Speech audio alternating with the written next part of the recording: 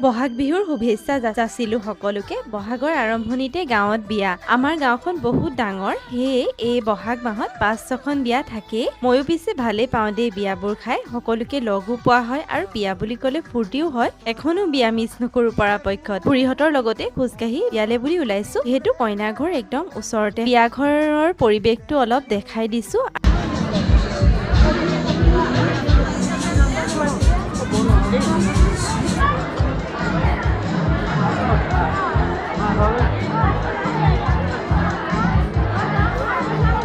আজিকালি বিয়াবোৰত ডেক'ৰেশ্যন খুব ধুনীয়াকে কৰে।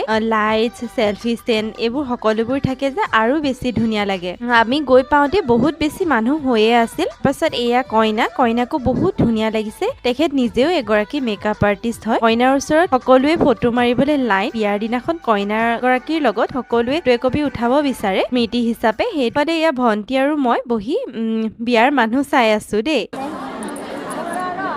আৰু এয়া কফি আৰু পকৰি খাবলৈ লৈছো।